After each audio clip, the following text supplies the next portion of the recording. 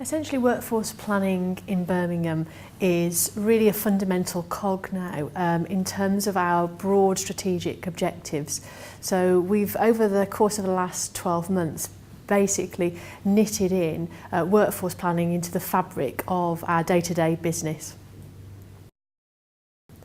I think the important transformation programs that we're addressing really is essentially that it's not about a thin level of cut.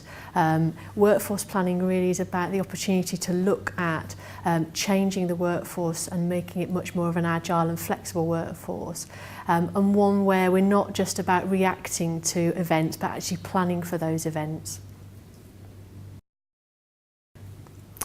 I think on the positive front in terms of learning, one is about actually having the opportunity in the organisation to actually bring real engagement. So in terms of involving as many people as we possibly could have done in the planning of the design of the service. On the downside, I think we can always obsess really about the workforce models and try and get a perfect model. And I think what we've recognised in Birmingham, that there is no perfect model. It's about actually adapting to circumstances. I think with the benefit of hindsight, one of the things that we would do is really try and start the activity a lot earlier. Essentially, we've been covering a lot of space in a short amount of time.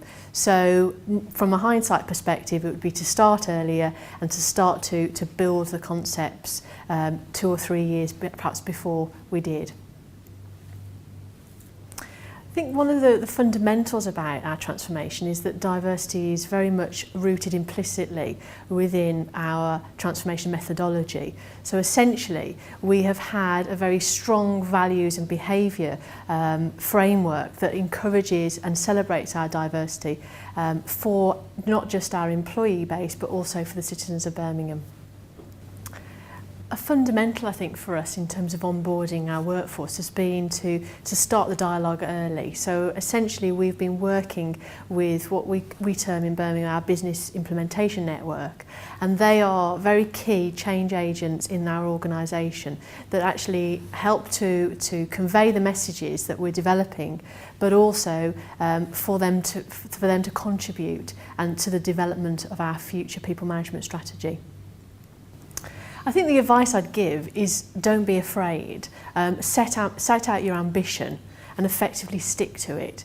It's very easy to be railroaded in an organisation, but keep the faith and make sure that you stay on track.